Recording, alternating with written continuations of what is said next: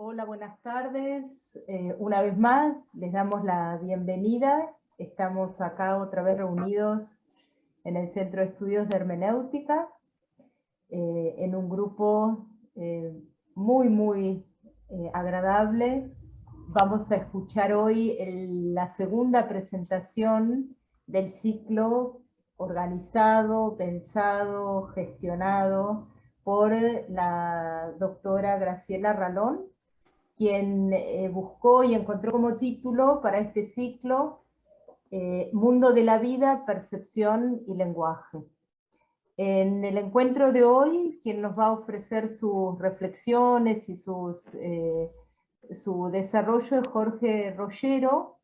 Le doy a Graciela la palabra, pero antes te agradezco, Graciela, una vez más en nombre del centro, que hayas aceptado organizar este ciclo que realmente, como siempre, la excelencia tuya, tanto teórica como práctica, es ejemplar. Y es un gusto, que es realmente así. Da mucho gusto trabajar con vos y realmente lo que estamos, el aporte que están haciendo al centro con este ciclo es grande, es enorme. Y también agradecerles a los que conforman este ciclo, porque se caracteriza por el hecho de que los otros expositores vienen a las reuniones aunque no sea su turno, digámoslo así. Entonces, eso hace que el ciclo se convierta en una conversación realmente, y no que cada uno venga solamente o se acerque cuando tiene que exponer, sino compartir. Está Martín Grassi, está Francisco Díaz Fischer. Entonces estamos, el ciclo es un ciclo en el sentido estricto del término. Así que eso quería también agradecerles especialmente. Te paso entonces, bueno, y el agradecimiento a cada uno en particular también, ¿no? Hoy especialmente a Jorge, que sos quien vas a estar en el podio, y después abrimos el diálogo cuando hayas terminado tu presentación. Te paso el testimonio, como en las postas, te paso el testimonio, Graciela, y Sí, yo ya me perfecto. quedo acá en la posta. Perfecto, gracias Laura. No, por favor. Bueno, nuevamente soy yo la que también agradece la posibilidad de digamos, de dirigir este ciclo con, bueno, para mí, brillantes personas, estudiosos dentro del área, del tema, y lo más interesante, desde diferentes perspectivas, que creo que es lo que le da riqueza justamente a la conversación. En este caso, el día de hoy, como ya anunció Laura, tenemos la presencia del doctor Luis Rollero, a quien también agradezco y por quien siento también un gran respeto y estima, de haber compartido otras actividades, y sobre todo porque, aunque no sé si si Jorge lo va a, digamos, a desarrollar estrictamente dentro de su conferencia, pero creo que uno de los principales aportes que Jorge está haciendo a la investigación es justamente buscar la posibilidad desde el campo fenomenológico de, digamos, la posibilidad y la realización también seguramente de una ontología jurídica. Jorge proviene justamente de los dos campos, del campo jurídico y del campo filosófico, y creo que, bueno, tiene la suficiente formación como para poder hacer lo que está haciendo, ¿no? Así que es realmente para nosotros dentro del centro también es un aporte muy especial. Simplemente quiero decir esto: la semana pasada una profesora española en el ciclo de Kant, y justamente una de las intervenciones de un profesor de la universidad, sociólogo, que trabaja en la cárcel de San Martín, señalaba justamente, bueno, la necesidad, ¿no?, de que desde el punto de vista jurídico poder acceder a estos temas filosóficos. Y bueno, yo en ese momento no comenté nada, Jorge, pero quería aprovechar la oportunidad para resaltar esto, ¿no? Entre otras cosas. Bien, entonces te presento y ya creo que podemos dar lugar a iniciar, ¿no es cierto?, tu exposición. Bueno, Jorge Luis Rollero es abogado y licenciado en Filosofía por la UBA, es doctor en Filosofía por la Universidad de París 4 Sorbona y por la UBA. Cursó estudios postdoctorales en la UBA, es investigador del CONICET, es profesor de la Universidad de Buenos Aires y de la Universidad de El Salvador, es miembro de los archivos Husserl de París, del Círculo Latinoamericano de Fenomenología y del Centro de Estudios Filosóficos de la Academia Nacional de Ciencias de Buenos Aires.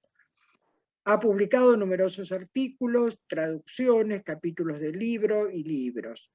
En relación con esta conferencia, destacamos su obra, Hermenéutica del Amor, la fenomenología de la donación de Jean-Luc Marion, en diálogo con la fenomenología del joven Heidegger, y la compilación de 3 volúmenes colectivos. El primero, Jean-Luc Marion, Límites y Posibilidades de la Filosofía y de la Teología. 2, el fenómeno saturado, la excedencia de la donación en la fenomenología de Jean-Luc Marion, y el tercero, el rigor del corazón, la afectividad en la obra de Jean-Luc Marion.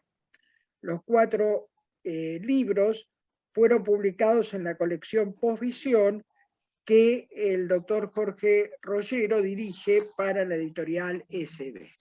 Bien, hecha esta presentación, simplemente ya te paso la palabra, Jorge. Simplemente decía que este ciclo ha sido pensado desde diferentes perspectivas y en el caso de Jorge, la perspectiva es lo que hoy en día se llama la nueva fenomenología. Y bueno, el desafío de Jorge es mostrarnos de alguna manera, ante las críticas, ¿no es cierto?, hacia esta nueva fenomenología, mostrarnos que autores como Jean-Luc Marion o Romanov, que se encasillan dentro, digamos, o que están, mejor dicho, dentro de esta nueva fenomenología, no dejan de ser fenomenólogos, a pesar de que han cuestionado, digamos, temas centrales, ¿no es cierto?, de Husserl, como el tema, por ejemplo, de la reducción. Pero creo que justamente lo que imagino que Jorge nos va a mostrar hoy es que la vuelta a la capa antepredicativa sigue siendo central digamos, es decir, dentro, por supuesto, para Husserl y para todos los fenomenólogos posteriores, ¿no? Así que bueno, hecha esta aclaración, Jorge, te cedo la palabra. Bueno, muchísimas gracias, Graciela. Para mí es un gusto, es un honor estar aquí en este ciclo. Te agradezco mucho la invitación. Resumiste perfectamente lo que voy a decir. No sé si ahora tiene demasiado sentido decirlo. Y bueno, nada, también es un gusto para mí estar de vuelta aquí hablando en UNSAM, para el Centro de Estudios de Hermenéutica. Le agradezco a Laura, a Diego, a Carlos Ruta, bueno, en general a la gente que trabaja y organiza estos eventos que son tan interesantes. Y por otro lado, es un gusto también ver tantos amigos y amigas aquí presentes, que también es siempre un placer, y siento que formamos una comunidad que pensamos estas cuestiones, y es un gusto también poder discutirlas juntos, ¿no? Bueno, sí, efectivamente voy a comenzar con mi presentación. El título de mi presentación es La capa de la expresión no es productiva, la cita de Husserl en Ideas 1, la instancia antepredicativa en la nueva fenomenología francesa. Bueno, comienzo. En el 2002, Jean-Luc Marion sostenía que nos encontramos en un momento francés de la fenomenología, ¿no? Esa era su expresión. Su afirmación, sostengo, no solo no ha perdido vigencia, sino que ha cobrado mayor vigor a medida que pasan los años, ¿no? efectivamente en ningún otro ámbito se publican tantos textos ni se desarrolla tanta actividad académica relacionada con la fenomenología como en el ámbito francófono. Prueba de eso es tu participación, Martín. No sé si era en fenomenología el encuentro, pero bueno, asistieron importantes fenomenólogos. Contanos, Martín, si quieres. No, sí, en realidad era de filosofía de la religión, pero mayoritariamente era fenomenología, porque es una red internacional que organiza Richard Kearney y sobre todo Emmanuel Falk. Así que sí, habló de Gramont, Jean-Luc Marion, Emmanuel Falk mismo, ¿no? Así que sí, lleno de fenomenólogos. Bueno, confirma esto también un poco lo que digo. Gracias, Martín. Bueno, pero aún así encontramos efectivamente algunos comentarios, digamos, siguiendo la estela quizás de los primeros comentarios de Dominique Janicot y de Jocelyn Benoit, que cuestionan la validez fenomenológica de estos planteos, quizás podríamos agregar a Bruce Begu, ¿no? Entonces, mi pregunta es si es posible encontrar una característica definitiva, ¿no?, que permita inscribir a las diversas propuestas de la llamada Nouvelle Phénoménologie en la corriente fenomenológica, ¿no? Por supuesto que ha habido análisis que han pretendido dar con este rasgo. El propio Marion, en ese texto del 2002, titulado El momento francés de la fenomenología, o Momento francés de la fenomenología, busca responder a las críticas de Benoit y de algún modo sugiere también cuál podría ser ese rasgo. Allí Marion dice que estas nuevas propuestas continúan practicando con ciertos desplazamientos las tres operaciones fenomenológicas principales: la reducción, la mención intencional y la constitución. Marion es de los pocos de estos autores que podemos inscribir en esta nueva fenomenología francesa, que sí continúa hablando y utilizando la reducción, ¿no? Y continúa Marion, lo que ocurre es que el método fenomenológico se ha aventurado en nuevos terrenos, ¿no? Y que entiende que la caracterización de giro teológico es insuficiente para denominar este nuevo espacio de lo visible que excede el horizonte de la objetividad y de la enticidad, ¿no? De la objectivité y la étantité, ¿no? Bien, en el 2004, un segundo análisis que también propone un rasgo común, lo encontramos en el texto de Carla Canulo, La fenomenología rovellata, la fenomenología invertida, podríamos traducir, ¿no? Esta inversión de la fenomenología, que la podemos constatar, por ejemplo, en la idea de una contraintencionalidad, ¿no?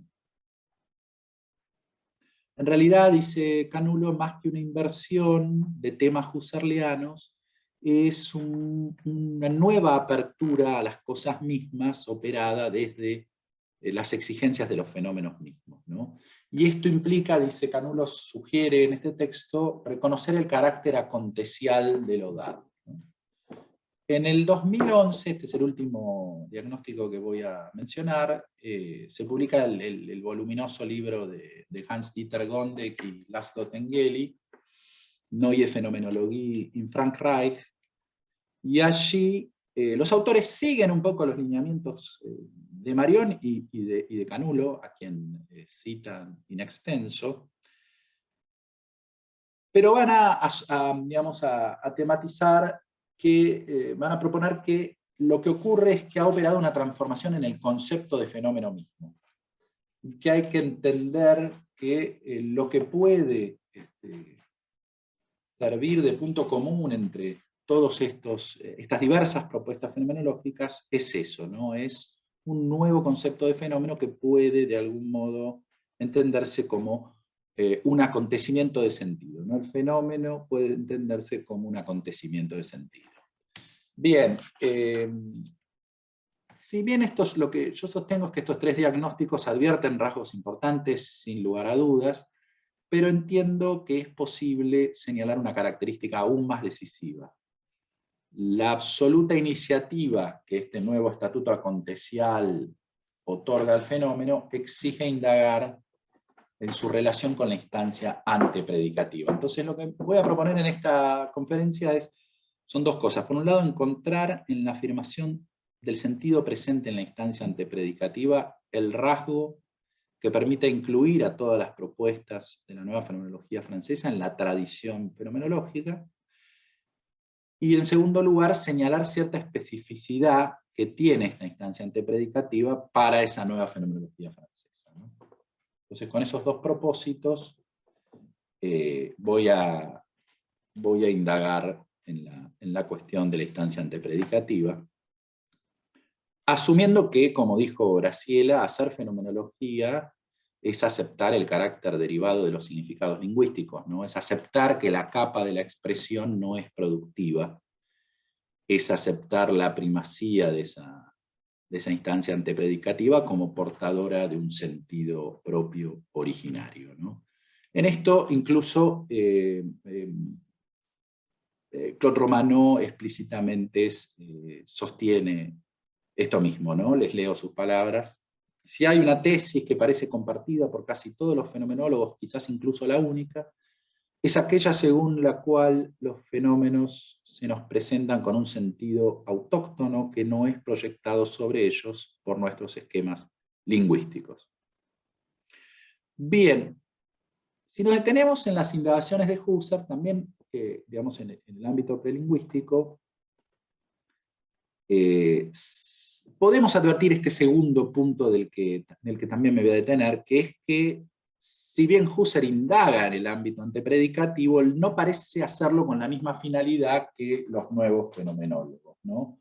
Entonces vamos a también intentar ver en qué consiste esa especificidad de la nueva fenomenología francesa. Bueno, en un primer apartado voy a detenerme en el modo en que Husserl indaga en la instancia antepredicativa. Lo voy a hacer lo más escueto que pueda, porque además tuvimos una presentación magistral de Luis en este mismo ciclo, ¿no? Y que abordó estas cuestiones, así que no tiene demasiado sentido, pero algunas cosas voy a recordar, ¿no?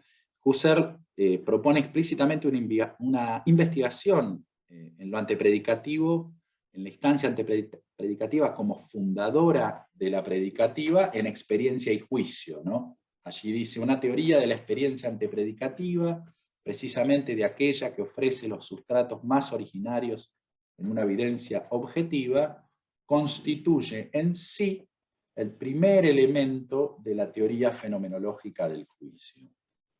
Esto mismo este tipo de afirmaciones, por ejemplo, la podemos encontrar en Lógica Formal y Trascendental, en el parágrafo 86, dice, la teoría del juicio primera en sí es la teoría de los juicios evidentes. Y lo primero en sí, en una teoría de los juicios evidentes, y por ende en una teoría del juicio en general, es la remisión genética de las evidencias predicativas a la evidencia no predicativa que se llama experiencia.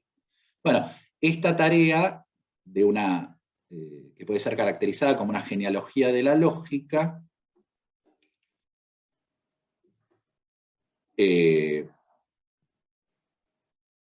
y que busca la fundamentación de los juicios predicativos en una instancia antepredicativa, es un proyecto que caracteriza como un rasgo propio toda la obra de Husserl. O podríamos pensarlo de esa manera, porque ya en las investigaciones lógicas, en la introducción, encontramos este pasaje, ¿no?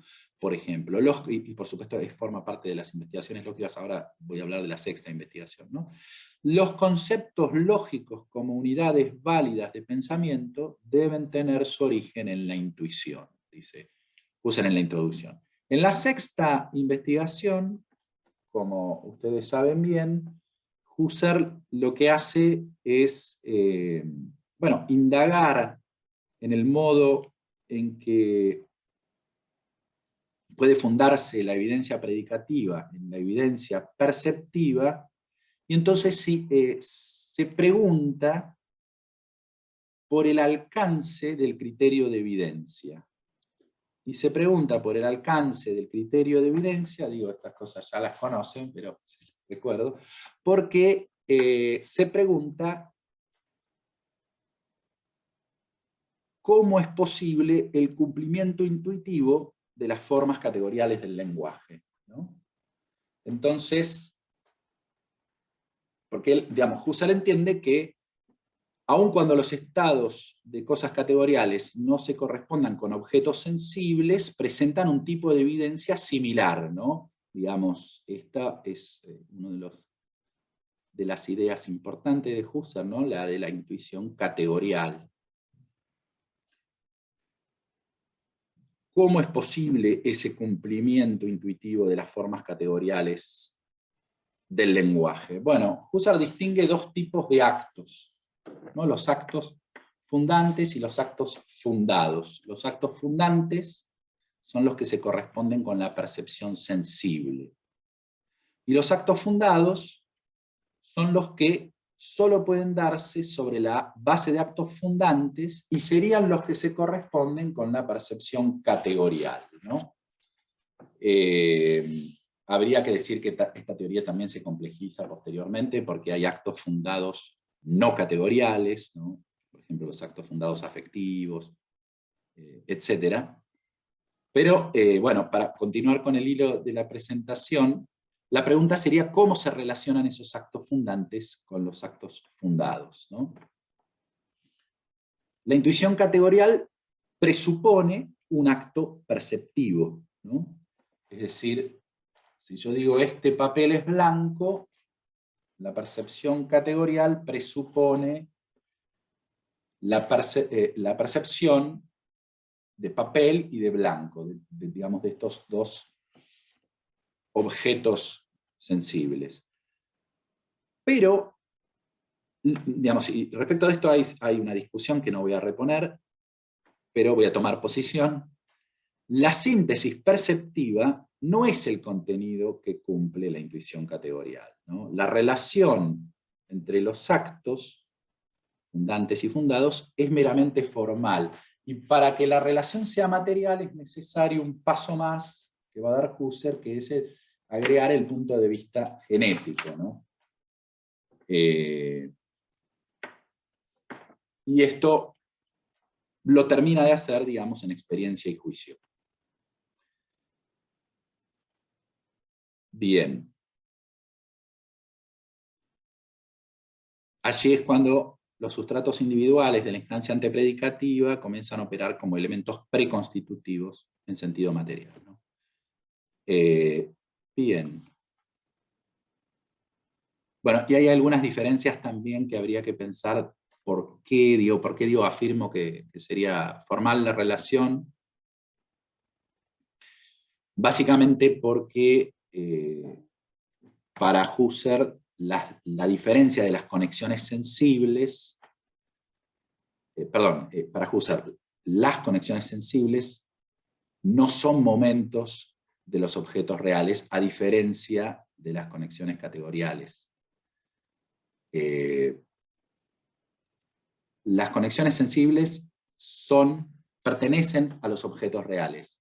Las conexiones categoriales solo se dan en el modo en que aprendemos los objetos, no están en las cosas. Eso sería la diferencia con Reinach, que es lo único que es el único momento en el que voy a decir algo relacionado con el derecho, Brasil. Perdón. Pero no preparé algo en ese sentido. Pero para Reinach, los estados de cosa tienen una existencia independiente del juicio. Y eso no es lo que afirma Husserl, ¿no? Bueno, acá si alguien quiere hacer un comentario y que probablemente sepa más de estas cuestiones, por favor, hágalo. Bien, esto como para decir en líneas generales el modo en que presenta la cuestión Husserl. Entonces, la génesis de la lógica predicativa yace en esta lógica antepredicativa, ¿no? La lógica sensible que la fenomenología debe desentrañar es esta lógica antepredicativa y es de la que extrae todo sentido, ¿no?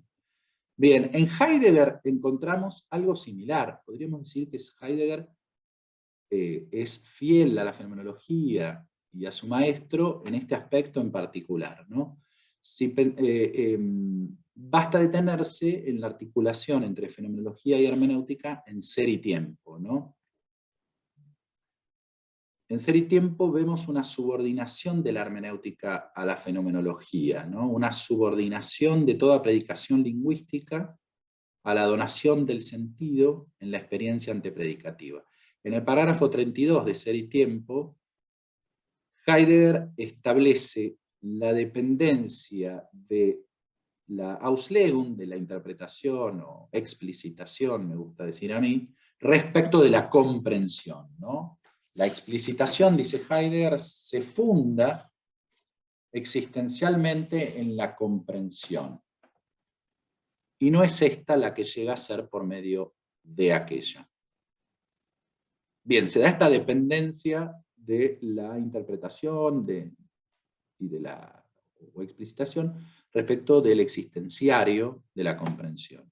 En el parágrafo 33 se detiene Heidegger en el enunciado, ¿no?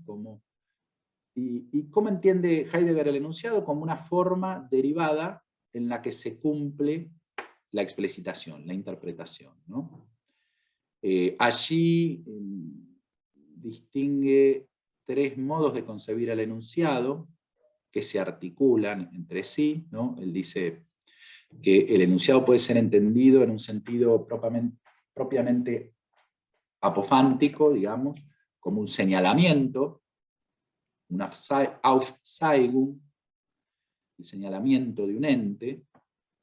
Cuando yo digo el martillo es demasiado pesado, lo que se descubre a la visión no es un sentido, sino un ente, el martillo, bajo la modalidad de lo a la mano, ¿no? En segundo lugar, podemos entender el enunciado como una predicación,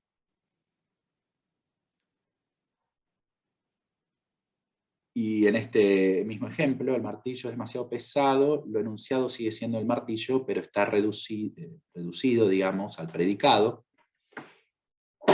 El acento está puesto en que es demasiado pesado.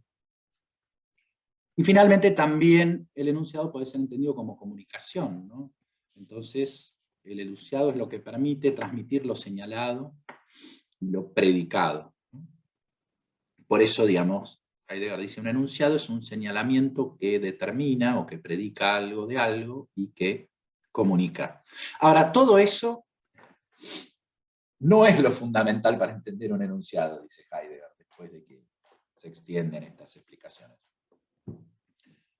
Lo fundamental es entender qué es lo que presupone un enunciado. Entonces hay que entender al enunciado en su dependencia respecto de la explicitación y de la comprensión. El plano lógico o el plano de la enunciación está precedido y se funda sobre un plano ontológico. Heidegger acepta efectivamente la tesis del carácter derivado de las significaciones de orden lingüístico, la tesis husserliana. Dice Heidegger, el enunciado no es un comportamiento en el aire que por sí mismo pudiera abrir primariamente al ente, sino que se mueve ya siempre sobre la base del ser en el mundo. Es porque el Dasein ya está implicado en un mundo y porque el existenciario de la comprensión ya está operando que es posible un enunciado. Entonces, los enunciados proposicionales son formas derivadas respecto de nuestra experiencia del mundo y de su comprensión, que es más originaria, ¿no? Es más, dice Heidegger, la explicitación, es decir, la interpretación, ¿no? La Auslegung, puede darse sin necesidad de recurrir al enunciado, ¿no? Y ahí da el ejemplo de la pesadez del martillo, ¿no? Yo puedo entender que el martillo es demasiado pesado y dar a entender, puedo explicitar que el martillo es demasiado pesado, dejando un martillo sobre la mesa y agarrando otro menos pesado. Con ese gesto hay una explicitación una interpretación que prescinde del enunciado. Dice Heidegger, el modo originario de cumplimiento de la explicitación no consiste en la proposición enunciativa teorética, sino en el hecho de que en la circunspección del ocuparse se deja de lado o se cambia la herramienta inapropiada sin decir una sola palabra. De la falta de palabras no se debe concluir la falta de explicitación. Bueno, esto es un poco lo que implica esa subordinación también de la hermenéutica a la fenomenología, ¿no? El en tanto que apofántico de la enunciación debe basarse en un en tanto que hermenéutico existencial.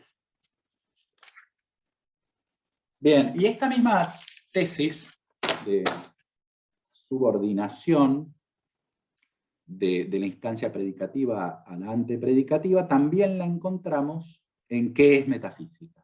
No me voy a extender en eso, pero lo señalo, ¿no? Heidegger afirma que el no y la negación en el plano judicativo, lógico, del enunciado, son posibles, podemos decir no, porque tenemos una experiencia de la nada en el plano ontológico, o meontológico. Porque se da la nada en el plano ontológico, es posible un no o una negación en el plano lógico o del enunciado. Bueno, veamos qué dice la nueva fenomenología entonces respecto de estas cuestiones. Romanó, vamos primero a detenernos en la obra de Romanó. Romanó enfatiza particularmente este aspecto de la fenomenología husserliana y heideggeriana en una obra importante que se llama En el corazón de la razón, la fenomenología. Romanó destaca la especificidad de la noción fenomenológica de sentido. A diferencia de la fenomenología analítica, que entiende la significación que entiende que la significación y el sentido se circunscriben a la esfera lingüística, la fenomenología, en este libro, aclaro, Romanó hace una defensa de la fenomenología frente a algunas críticas hechas desde la filosofía analítica. La fenomenología, digo, a diferencia de la filosofía analítica, que entiende la significación y el sentido como circunscripta a la esfera lingüística, la fenomenología refiere a un sentido inherente a la experiencia. Y dirige su esfuerzo, dice Romanó, a aprender ese sentido en sus propios términos. Romanó dice que Husserl define el objetivo de su propio proyecto filosófico en una frase de las meditaciones cartesianas. La cito: el comienzo es la experiencia pura, y por así decirlo todavía muda, a la que ahora hay que llevar a la expresión pura de ¿qué? De su propio sentido. Ihres eigenen Sinnes. Se trata, pues, diría yo, de encontrar la Sprachlichkeit adecuada al sentido que ya se encuentra en la experiencia, ¿no?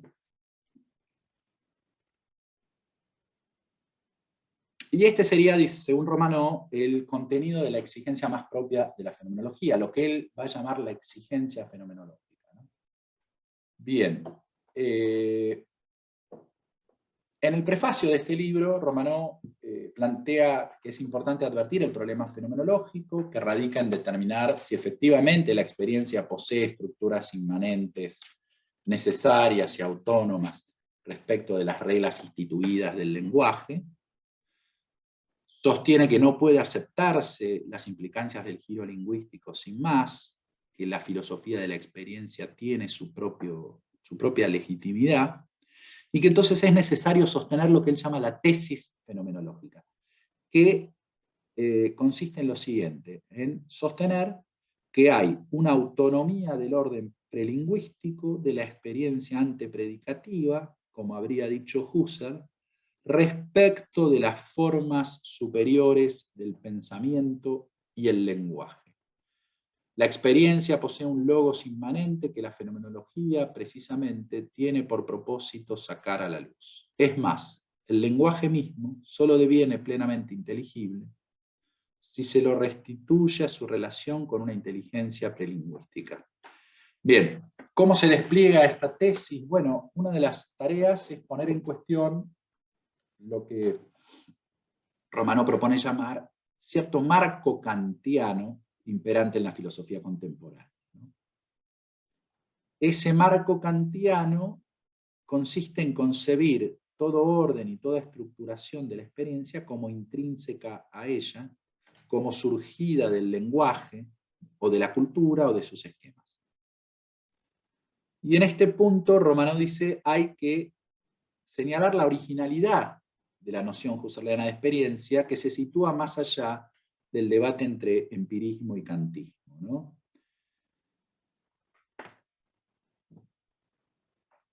Gran parte de la filosofía analítica y el neokantismo, criticado por Husserl, opera con lo que Husserl critica como construcciones trascendentales desde arriba, ¿no? Que olvidan, como dice también Husserl en Ideas 3, la experiencia con sus exigencias propias que precede al pensamiento conceptual y sus exigencias. Estas son afirmaciones de Husserl. Bien. Ahora, esta idea de Romano la encontramos desde el comienzo de su obra, ¿no? En su primer libro, en El acontecimiento y el mundo, en la tercera parte donde indaga en la noción fenomenológica de experiencia, él dice que hay dos modos de concebir la experiencia relacionada con dos verbos, ¿no? El verbo avoir y el verbo faire, ¿no? El verbo avoir, tener, en el sentido de tener, o haber o tener, y faire, que puede traducirse por hacer, ¿no? Entonces él dice, el empirismo tiene una concepción de la experiencia relacionada con el verbo avoir, ¿no? Con el verbo tener. La experiencia parece ser algo que se puede tener, que puede ser acumulado, que puede constituir un acervo de conocimiento adquirido, una posesión, ¿no?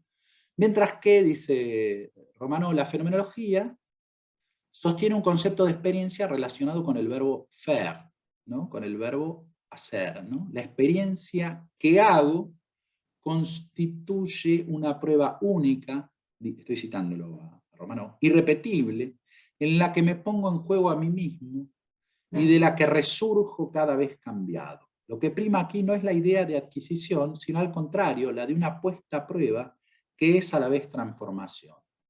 No puedo hacer una experiencia más que si ella, de manera insustituible, me sucede, dándome imprevisiblemente como porvenir a mí mismo, siempre nuevo y siempre otro. Es decir, la experiencia auténtica, la experiencia fenomenológica, no la experiencia vulgar, podríamos decir, siguiendo a Heidegger, la experiencia fenomenológica nos atraviesa más allá de nuestra capacidad de control sobre ella, ¿no? o de previsión. Hacemos una experiencia cuando somos capaces de entregarnos al acontecimiento del advenir del fenómeno en sus propios términos. La experiencia, en su sentido primero, al constituir una instancia de exposición, es aquello que nos afecta y que nos transforma, según Romano. ¿A qué nos exponemos en esta experiencia? Bueno, al sentido del fenómeno que se da en la experiencia antes que cualquier posible articulación lingüística. Bien. Bueno, ahí dejo ese punto. Después lo podemos charlar. Paso ahora a hablar de Marión. Y un poco para completar, ¿no? Acá lo que tenemos es la afirmación de la importancia, hasta ahora con Romano hemos visto la afirmación de la importancia de la instancia antepredicativa, ¿no? Ahora vamos a dar un paso más con Marión para ver de qué modo se puede caracterizar a esa instancia antepredicativa en la nueva fenomenología francesa. En un pasaje del texto de Romano, en el capítulo 4 del texto que les mencioné, en El corazón de la razón, la fenomenología, que no está traducido, yo traduzco de este modo subtítulo, sería maravilloso que alguien se ofreciera a traducir ese libro, que es una tarea inmensa porque son como 900 páginas, pero sería un gran aporte. Bien, al restringir, dice, Romano sugiere esto, ¿no? que Husserl, al restringir la indagación al origen del lenguaje predicativo y sus enunciados asertivos, excluye de su investigación otros actos lingüísticos, tales como el mandato, la promesa o la plegaria, ¿no? O la oración, que tienen otro tipo de estructura no predicativa, ¿no? Bueno, en ese sentido habría que precisar qué se entiende por experiencia antepredicativa, ¿no? Por esta expresión poa predicative perfarum, ¿no? Poa predicative, antepredicativo, prepredicativo, de algún modo limita la investigación en la experiencia a los sentidos que puedan dar lugar a un lenguaje predicativo, ¿no? En ese sentido, quizás habría que hablar, para terminar de entender lo que propone la nueva fenomenología francesa, de lo prelingüístico, en algún sentido, que no necesariamente es antepredicativo, ¿no?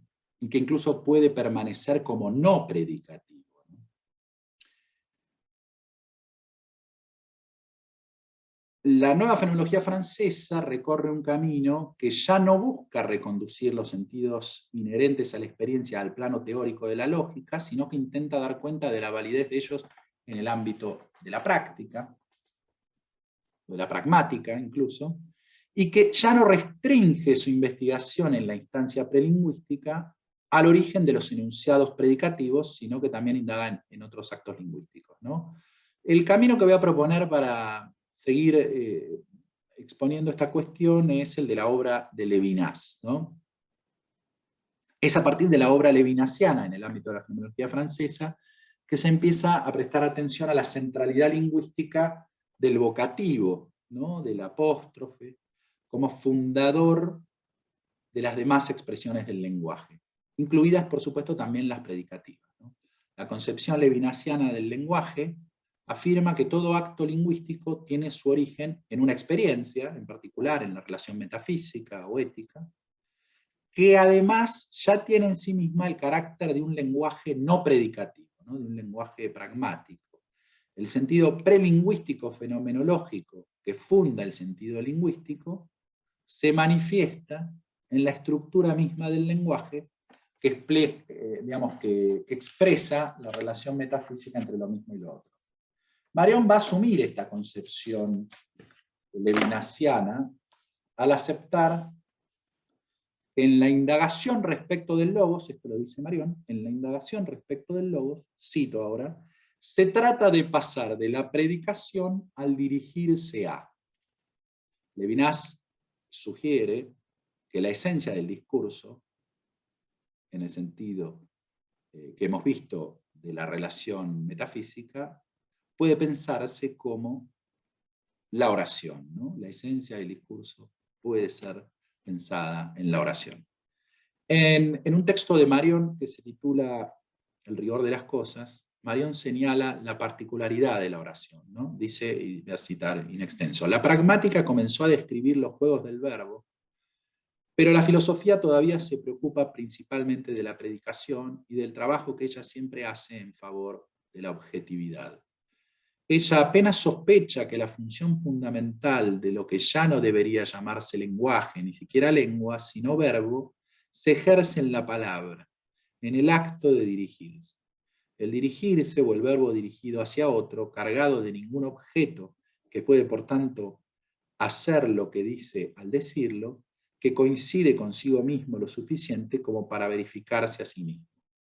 ¿Qué logos permanece siendo un logos sin, no obstante, movilizarse al servicio de la predicación? Aristóteles respondió a esta pregunta en el Tratado de la Interpretación. Un logos que no dice nada de nada, pero que aún declara, y esto se llama oración. Pues de hecho la oración se dirige un dirigirse a alguien, la oración puede pensarse como un logos dirigido. Bueno, el interés de Marion por la oración tiene que ver también, digamos, con encontrar un lenguaje capaz de expresar la saturación, ¿no? La saturación de los fenómenos. Un lenguaje adecuado a la experiencia de fenómenos no objetivables. Aquí está presente en la sala Matías Pizzi, que investiga en particular esta cuestión, así que quizás después pueda aportar algo sobre estos temas. Esta exploración de Marion en un lenguaje de la saturación, o esta posibilidad de buscar un lenguaje de la saturación. Esta búsqueda aparece esbozada en algunos pasajes de su obra, voy a citar solamente Ollier de Soie, en el lugar de sí, o en lugar de sí,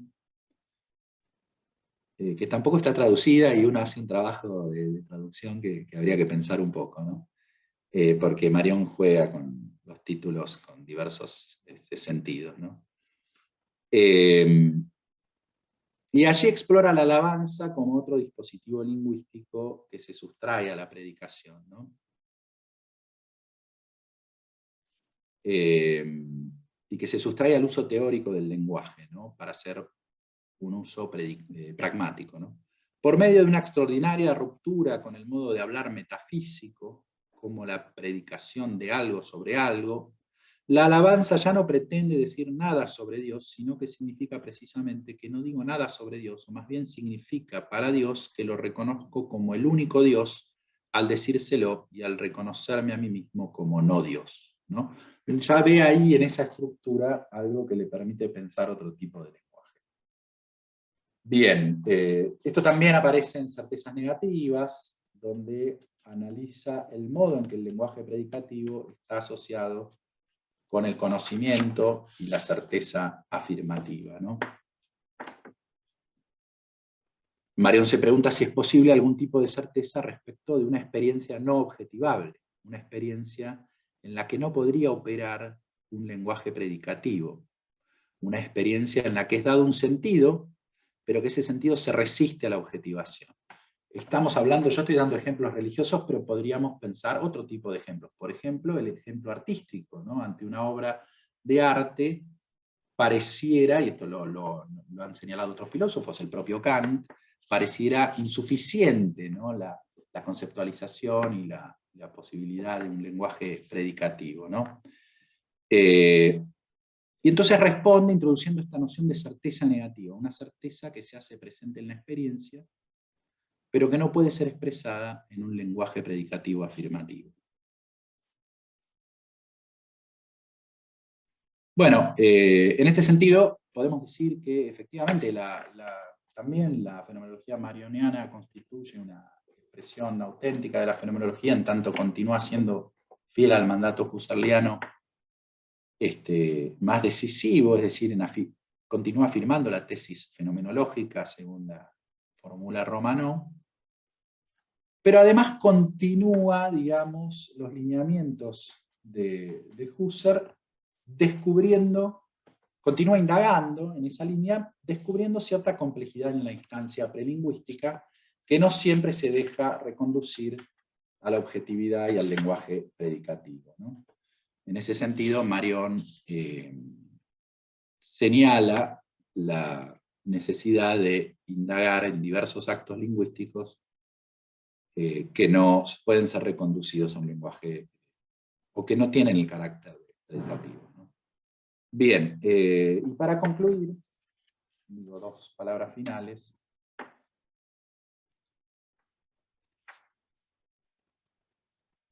Bueno, simplemente que el análisis de estas reflexiones de Romano y de Marion permiten advertir los dos rasgos, que yo considero los dos rasgos fundamentales del nuevo estatuto de lo antepredicativo en la fenomenología francesa actual, ¿no? Por un lado, la importancia otorgada a la afirmación de un sentido que no es introducido en la experiencia por un marco kantiano que imponga construcciones desde arriba, y que no siempre es reconducible a la esfera teórica, sino que muestra su validez originaria en el campo de la práctica. Recordemos que para Levinas esto es la relación ética, ¿no?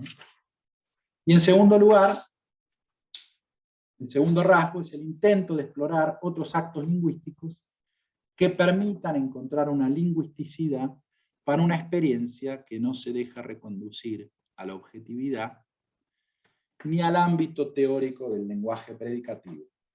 Aquí tenemos entonces los modelos de la plegaria, la alabanza, en Marion en Levinas y en otros autores que también pertenecen a la nueva fenomenología francesa. Bueno, muchas gracias.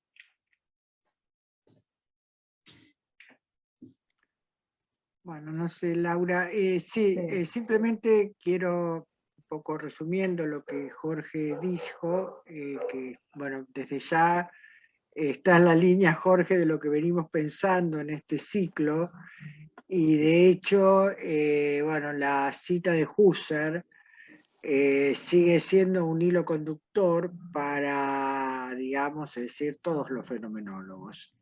Esa misma cita es casi como, por ejemplo, en el caso de Merleau-Ponty, que se trata de llevar la experiencia muda a la expresión de su propio sentido. Para Merleau-Ponty, por ejemplo, es, digamos, el hilo conductor clave para poder seguir toda la obra, ¿sí? Desde fenomenología de la percepción hasta visible e invisible. Es decir, que evidentemente hay un tema común que preocupa y sigue preocupando a toda la fenomenología. También Ricard, digamos, es decir, vuelve sobre esta cuestión. Así que bueno, interesante porque señalo, digamos, lo que, digamos, este punto común que se está dando, ¿no? Y el otro tema, que es lo último que acabas de enunciar y que, bueno, como decías, Matías es un especialista en el tema. Claro, ¿qué pasa con aquellos objetos no predicativos? Es decir, como por ejemplo el caso de la plegaria, de la lamentación, que también son temas que trabaja Ricard. ¿Qué pasa, digamos, el caso de la obra artística, que tienen, digamos, es decir, una lingüisticidad, como vos decías, ¿no? Pero que no es la lingüisticidad del lenguaje propiamente dicho.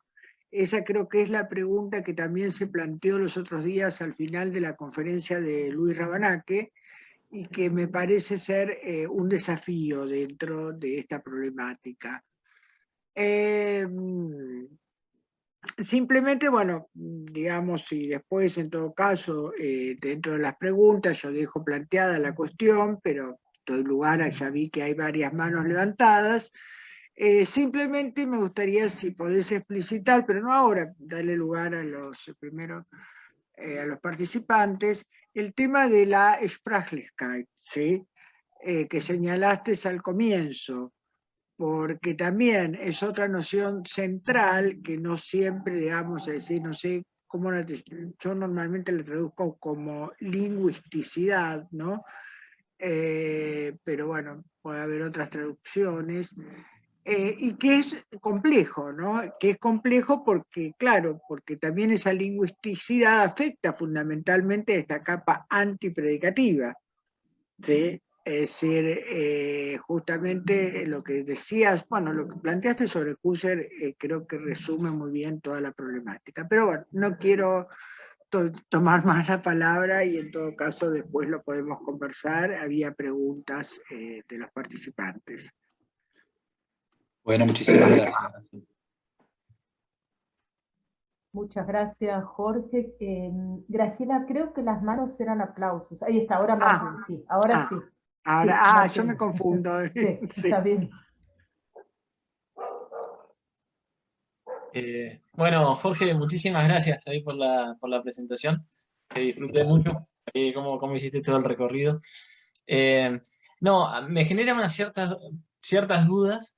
Bueno, un poco antes, digamos, como así de chusmerío, viste que Manuel Falk acaba de sacar un nuevo libro que se llama Hors Phénomène, ¿no? Digo, un poco también jugando con Hors Sujet de Levinas, un poco como, digamos, avalando tu tesis, ¿no? De que lo antipredicativo en la nueva fenomenología francesa parece ser casi lo más importante, ¿no? de este movimiento, o lo que más la caracteriza, ¿no? Esta idea de hasta que incluso, digamos, hay algo fuera del fenómeno, ¿no? En tanto fenómeno es lo que se me aparece a mí, lo que ya entiendo o que comprendo, ¿no? Un poco yendo todavía más allá de Marion, pareciera, ¿no? Más allá de la idea de saturación, incluso. Pero digo, a mí me gustaría por ahí preguntarte, Jorge, para pintarte un poco más desde la hermenéutica, ¿no? En los dos ejemplos que vos pusiste, trayéndolo de Marion, ¿no? Que es el lenguaje de la alabanza o de la oración, por un lado, y por otro lado, nuestra experiencia de alguna obra de arte, y digamos, esa especie de que nos quedamos boquiabiertos sin ningún tipo de palabra que pueda hacerle justicia a esa experiencia de lo sublime, ¿no? Pero mis preguntas acá van desde este lugar. ¿Acaso no son ambas experiencias también indecibles porque son construidas como tal por una determinada comunidad? Por ejemplo, en el caso de Dios, ¿no? El hecho de decir que Dios es inefable, quizás es una de las maneras que tiene una comunidad humana para decir que es absolutamente majestuoso, ¿no? Como aquello que no puedo decir porque si dijera algo lo rebajaría en su dignidad. Entonces, en principio, no es que no hay una predicación, sino que la falta de predicación está en realidad apoyada sobre una predicación más fundamental, que es el hecho de que la majestad de Dios es tal que no puede ser expresada o que no, digamos, sin violarse esa dignidad no se puede decir algo al respecto, ¿no? Como para subrayar esa trascendencia. Pero eso no porque no haya, digamos, porque haya una experiencia previa de Dios, sino porque de alguna manera es el lenguaje mismo, en su sentido inefable, el que me está diciendo Dios es aquello de lo cual nada mayor puede ser pensado, ¿no? Digámoslo con Anselmo, digamos, ¿no? Pero eso no, digamos, ¿se entiende? Digamos, lo inefable también es una categoría lingüística. Quizás lo mismo con el arte, digamos. Quizás el hecho de poder decir, de ir al, no sé, Centro Pompidou y decir por qué un matafuego no es una obra de arte, pero el que tengo al lado sí es la instalación que tengo al lado sí es una obra de arte, es justamente una predicación previa. Decir, bueno, esto es artístico, por lo tanto, no puede ser comprendido dentro de nuestros actos lingüísticos cotidianos, ¿no? ¿Se entiende por dónde quiero ir, digamos? Como que hay una especie de construcción lingüística previa que hace que ciertos actos lingüísticos tengan que resguardarse, digamos, de alguna manera como no predicativos, ¿sí? No sé si, todavía no lo tengo muy claro yo la pregunta, pero no sé si la entendí, se entendió. Bueno, muchísimas gracias, Martín. Señalás cosas muy, muy interesantes que me dejan pensando. No sé si voy a poder responder. Voy a decir algo, o pensemos algo juntos. Yo lo que veo no leí Ors Fenomen. Vos decís que tiene algo de relación con lo que plantea Levinas. Sí, yo no lo leí todavía, porque estaba ahí recién salido, pero por lo poco que dijo Manuel Falque, ¿no? Y está el título del libro, ¿no? de Levinas, Hors Sujet, me parece que le está haciendo el juego, ¿no? Esta idea, digamos, claro, que... Claro, pero además, digamos, para Levinas, el rostro no es un fenómeno, ¿no? Claro. Pero no es un fenómeno porque, digamos, Levinas sería el primer nuevo fenomenólogo en este sentido, y entonces enfrenta la dificultad de intentar pensar un fenómeno más allá del horizonte de la objetivación. Entonces, si decir fenómeno es decir objeto, entonces el rostro no es fenómeno. Me parece que pasa por ahí. Lo que hace Marión es decirle, no, bueno, podemos decir que es fenómeno no objetivo, o no objetivable, o digamos, sigamos hablando de fenómenos, pero ampliemos la fenomenología más allá de una fenomenología de la visión, ¿no? Levinas insiste mucho sobre eso, ¿no? El rostro es lo que no puede ser mirado, de un modo muy elocuente, porque ese estilo de Levinas también es muy bello y muy casi poético, ¿no? Algunas expresiones de Levinas. Pero me parece que no estarían diciendo cosas distintas, simplemente que Marión conceptualiza la idea de que, bueno, podemos hablar de fenómenos saturados porque podemos hablar de una fenomenología que no haga del fenómeno un objeto, ¿no? Bueno, no sé, puede ser un comentario, ¿no? Respecto de lo que vos decís, que me parece muy, muy interesante, ¿no? De lo inefable. Un poco lo puedo relacionar con lo que mencionaba Graciela de la Spraglichkeit, ¿no? Como una especie de mandato que, bueno, acá está, por ahí anda Fran, y me permito citar a Gadamer, pero escaso conocimiento al lado del tuyo, corregime, pero está la idea en Gadamer de que la Spraglichkeit y la lingüisticidad es una característica propia de la experiencia que pide ser explicitada en el lenguaje, ¿no? Hay algo de una demanda propia de las cosas, podríamos decir, que es que sean traducidas al lenguaje. Entonces, en ese sentido, yo creo que hay algo de ese... hay una Sprachlichkeit del acontecimiento, ¿no? Digamos, para Marion está la distinción entre objetos y acontecimientos, ¿no? Todo fenómeno puede presentarse como un objeto o como un acontecimiento. Esto es interesante también, porque esto sí es una particularidad del pensamiento de Marion. No, depende de las circunstancias, ese carácter acontecial puede requerirse, una circunstancia puede requerir que ese objeto, ese fenómeno, que es un acontecimiento o que tiene un carácter acontecial, sea tratado como un objeto. Y eso no tiene ninguna connotación negativa en ciertas circunstancias, ¿no? Con lo cual podría haber un lenguaje predicativo. Claro, hay fenómenos que parecen no poder ser transformables en objetos, ¿no? Y ahí me vas a decir, no, pero ¿y Dios cuándo sería un objeto? O incluso una obra de arte, ¿no? ¿Cómo podemos tratarla como objeto sin que desaparezca el carácter de obra de arte, ¿no? Pero frente a esa carácter acontecial, también es necesario pensar algún tipo de Sprachlichkeit, como una exigencia de esa cosa, ¿no? Vos decís que lo inefable puede ser una categoría lingüística, ¿no? Que tengamos que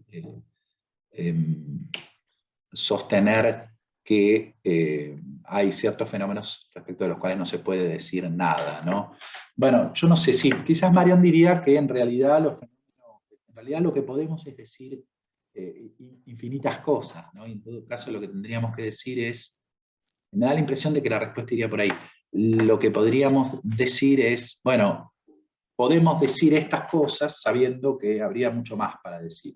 De todos modos, con el fenómeno, digamos, con la alabanza, etc., ahí hay un pasaje a un intentar no decir nada en un tipo de lenguaje que reconoce sin predicar, ¿no? Sin caer en ningún tipo de predicación, que es un poco el punto.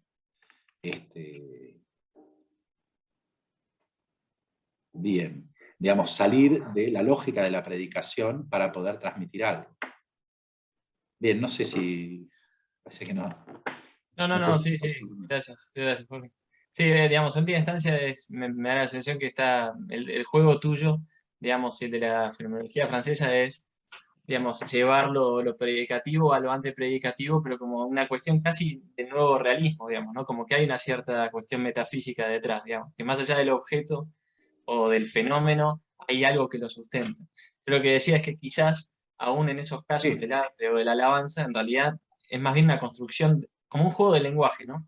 Digamos, que Dios sea inefable en realidad es un producto del lenguaje, no tanto de que Dios es inefable y por lo tanto yo no lo puedo decir. Digamos, no es que Dios se revela en sí mismo, entonces yo me quedo sin palabras, sino el hecho de que lo reconozco a Dios como Dios, porque hay un juego de lenguaje que es el de lo inefable, que me dice, bueno, aquello de lo cual no puedo hablar es porque es algo majestuoso. Ahí se construye Dios, ¿no? Pero era simplemente, digamos, para seguir pensando esto, porque está perfecto lo que decimos, ¿no? También podemos ir por el camino más metafísico, quizás.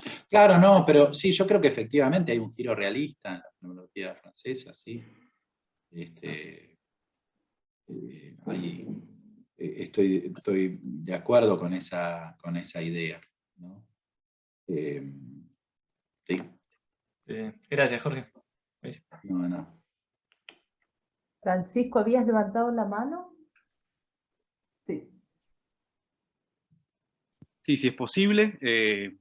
Es en realidad una idea que tengo que me surge de tu exposición y al mismo tiempo una pregunta, ¿no? En primer lugar, gracias, Jorge.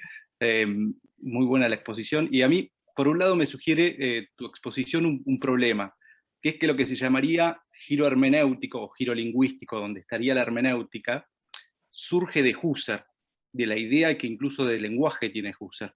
Doy dos razones. Una con Ricard, porque él tiene un texto del 66 que se llama el último Wittgenstein y el último Husserl sobre el lenguaje, y donde toma esta idea, que en el fondo el lenguaje es el lugar de la génesis de sentido, por más que, o sea, entendiendo el lenguaje en un sentido no predicativo, ¿no? Por eso, como decía Graciela, él va después a la metáfora, La metáfora vida dice, la metáfora es el fenómeno genético por excelencia en el discurso. O sea, como si hubiera algo en el lenguaje que no es predicativo, pero que es génesis de sentido. Entonces, esa línea entre Riquet y Husserl es mucho más fuerte, obviamente, que en Gadamer, uno podría decir. Pero en Gadamer, la crítica al enunciado de Heidegger que vos citaste es clarísima. O sea, es un lenguaje que no es enunciativo. En ese sentido, cuando Gadamer se enfrenta con Habermas y Habermas le dice, te olvidas de las experiencias no lingüísticas, le dice. Gadamer dice, las experiencias no lingüísticas son prelingüísticas y la Sprachlichkeit es Versprachlichung. O sea, la Ver con la idea de hacia, es un hacia el lenguaje. No es que se dice en el lenguaje, sino que se puede decir e intentamos decir incluso lo indecible. En ese sentido, como lo que decía Martín, me quedo sin palabras. Es una expresión del lenguaje para indicar lo que la experiencia me desborda. Entonces, creo que en la hermenéutica por lo menos hay eso, desde este problema de la predicación, una reinterpretación de lo que es el lenguaje, tanto en Gadamer como en Riquet. Mi pregunta, que surge de ahí, es si en la fenomenología, en la nueva fenomenología, podrías ver lo mismo, como una transformación del lenguaje. Recuerdo con mucho cariño ese texto de Romanó sobre la crítica a la predicación de Aristóteles y el recuperar la verbalidad de los estoicos, del lenguaje, de la lógica verbal de los estoicos. Entonces mi pregunta sería si hay algo en la fenomenología que tiende a un lenguaje en ese sentido, verbal, ¿no? Que puede decir infinitas cosas y que todo el tiempo está en movimiento, ¿no? Cosa que el sustantivo, o la lógica del sustantivo en la predicación no lo permite. Sí, no, efectivamente, eso está en Romanó, está en el acontecimiento y el mundo, la importancia del verbo y pensar un lenguaje verbal centrado en el verbo, la importancia de que se dé ese desplazamiento, digamos, del sustantivo al verbo, ¿no? Eso está claramente, sí, formulado por Romanó, pero Romanó pertenece, digamos, o él se reivindica como perteneciente a la tradición de la hermenéutica. En ese libro, él también, ¿no? Él propone una hermenéutica acontecial, del acontecimiento, ¿no? En el corazón de la razón, la fenomenología, él se detiene también en las figuras de Riquet y de Gadamer, y dice cosas muy interesantes, que no voy a recordar exactamente aquí, pero señala algo que quizás puedas constatar, Francisco, que hay una tensión en ambos, ¿no? Que hay pasajes en los que pareciera que el lenguaje es el que produce sentidos, y hay pasajes en los que se inscriben más en la línea que yo llamaría husserliana, de sostener una subordinación de la hermenéutica a la fenomenología, ¿no? O digamos, esta instancia antepredictiva como fuente de sentido, ¿no? Como que está esa tensión, y que incluso es una discusión respecto de la interpretación de Gadamer, etc., ¿no? Es un poco la discusión, yo diría, entre Grondin y Batim, respecto de Gadamer, ¿no? Cómo hay que leer a Gadamer, ¿no? Pero bueno, no sé si estás de acuerdo, o quizás entiendas que no hay suficientes, o que podría inclinarse la balanza por uno de los dos carriles, ¿no? Sí, te diría, por ahí Enrique, él mismo reconoce la tensión, y al ser un pensamiento mucho más paradójico, disfruta del presupuesto fenomenológico de la fenomenología, de la hermenéutica, digamos, y hace ese juego todo el tiempo. En el caso de Gadamer, creo que está inherente en la idea de experiencia. O sea, la referencia a la importancia de lo antepredicativo es la experiencia. Claro. ¿No? Porque realmente Barremeto empieza por la experiencia del arte, ¿no? O sea, de alguna manera lo que es difícil de decir, como recién conversaban. Entonces, y al final aparece la experiencia del lenguaje, obviamente, con su pretensión de universalidad, ahí se pone en tensión, por así decirlo, tal cual. Es esa frase que después discute Bátimo con Grondin del ser que puede ser comprendido es lenguaje, cómo se interpreta. Claro. Pero exacto. Me interesaba ese juego porque la idea de verbalidad no es común de verla en la hermenéutica, por ejemplo. Está presente el movimiento, pero me parece que en ese sentido la nueva fenomenología le suma algo al lenguaje a partir de ese pensarlo antepredicativo, revisita el lenguaje desde otro lado. Claro. Sí, eso me parece que es su peculiaridad, ¿no? Por supuesto que habría que ver hasta qué punto esta tesis es aplicable a otros fenomenólogos que pertenecen a este nuevo, digamos, que pueden incluirse, ¿no? ¿Qué otros fenomenólogos podrían incluirse? ¿Hasta qué punto es extendible la tesis? No, gracias. No, gracias a vos. Sí, Matías. Bueno, gracias Jorge por tu conferencia. Dos cuestiones nomás quería señalar, así, pero en relación a al mini debate que tuvieron ahí Jorge y Martín, que tiene que ver con esta idea de lo inefable. Y que de alguna manera sí, estoy de acuerdo con lo que dice Martín, pero me parece que también en Marión, sobre todo en Marión, hay toda una tradición de lo inefable, que me parece que corresponde a toda la tradición neoplatónica cristiana, que quizás es la tradición que más habla de lo inefable, que más ha hecho ese trabajo inútil de hablar de lo inefable, pero que de alguna manera es interesante tratar de buscar una solución media a la cuestión, y que eso se ve en una fuente, una de las fuentes de Marión, que es el Cusano, que es Nicolás de Cusa, que Nicolás lo resuelve de esta manera, señalando que todo lo que se diga es conjetura. Todo lo que se dice es una aserción de la verdad en la alteridad, en la temporalidad. Pero que hay grados de esa conjetura. Hay conjeturas mejores y peores. Decir que Dios es non aliud es mejor que decir que Dios es piedra, pese a que ambas expresiones dicen algo verdadero, ¿no? Entonces, hasta el discurso de la teología mística, y ahí donde el Cusano se sirve de Dionisio, su influencia más fuerte, hasta el discurso de la teología mística es un discurso conjetural. Decir que Dios es inefable sigue siendo una conjetura.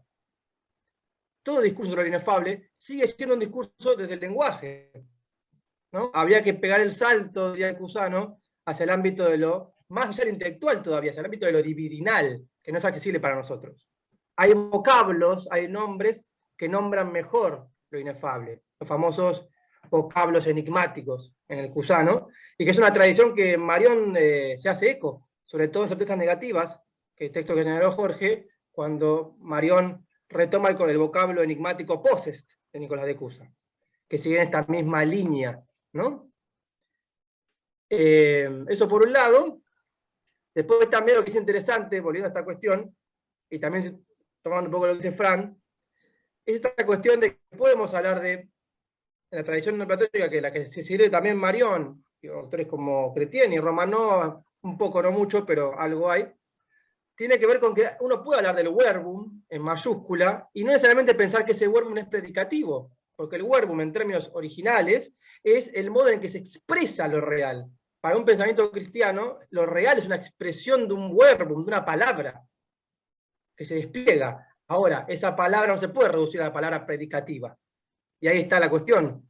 En esta tradición de la que se sirve la tradición neoplatónica, que es la fenomenología, que es el neoplatonismo, también está este problema. De otra manera, pero está este problema de diferenciar un sentido de verbum o de palabra que no necesariamente sea predicativo. No está eso, yo creo que Marión lo ve muy bien eso, cuando trabaja el tema de la alabanza en Dionisio. Ve que hay verbum, pero que no es predicativo. Entonces, la pregunta es ¿qué es? Y lo último, siendo la cuestión también que decía Martín, de lo de Falk, el texto Orff Phänomen, no sé hasta qué punto será así, Martín, porque yo le pregunté a él qué concepción del lenguaje se podía extraer de su fenomenología, y me dio a entender como que su fenomenología no se dedica a ese tema. No, como que, bueno, yo no me dedico al problema del lenguaje. Es un tema muy analítico. Algo así me dijo. O sea, como que no. No sé si ese Orff Phänomen habla del sentido de un lenguaje antepredicativo o no predicativo que está por encima de todo el lenguaje. Como que es un tema que no es. Digamos, no, por eso, no. Yo le decía a Jorge, como digamos, como que todavía radicaliza más esto, ¿no? Más allá de cualquier lenguaje, más allá de cualquier experiencia, hay algo por fuera, digamos, ¿no? Que sería en ese sentido, sí. Claro. Bueno, gracias a ambos. Gracias. Gracias, Matías. Bueno, muchas gracias. Santiago, si quieres tomar la palabra. Sí. Gracias. Bueno, Jorge, muy buena la presentación, me pareció muy interesante también el debate que se generó después, y pensaba, fueron algunas ideas que me vinieron en relación a la contribución de Martín también, sobre el tema de lo inefable. Sí, lo inefable no es una categoría lingüística en sí misma que se pueda una categoría lingüística que se pueda autosustentar.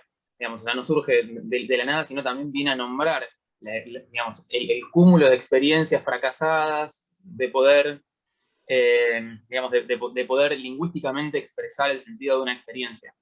Y en relación a eso, pensaba también por el lado del comentario de Francisco, en esta Versprachlichkeit, como este impulso a la lingüisticidad, que es algo hasta empíricamente muy observable, como algo que está en el germen nuclear del desarrollo del lenguaje en el niño, por ejemplo, que es la intención comunicativa o la intención discente, y que es de hecho aquello de lo que carecen los autistas, o los niños con trastornos del espectro autista, en donde pueden desarrollar incluso, digamos, como un lenguaje muy poco lenguaje, que es el lenguaje de máquina, ¿no? Que es un lenguaje muy sustantivo, pero que no es un lenguaje articulado, digamos, y no puede desarrollar estas otras, o difícilmente, estas otras funciones que tienen más que ver o están emparentadas en el espectro de lo que ubicábamos como plegaria, etcétera, con todas funciones más poéticas del lenguaje, más creativas.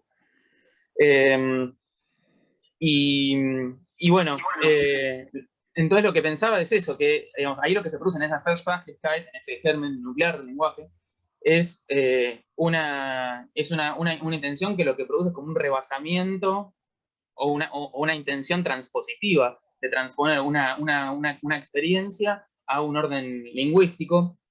Y si inefable, entonces no es la categoría lingüística que viene a dar cuenta de un límite a esa transponibilidad que se produce, ¿no? Como ese fracaso. Pero que es una experiencia también, la experiencia del fracaso. Y pensaba que también en ese sentido, por ejemplo, la inefabilidad no es algo que solamente concierna a la obra de arte, esos son fenómenos paradigmáticos. Obra de arte, ¿no?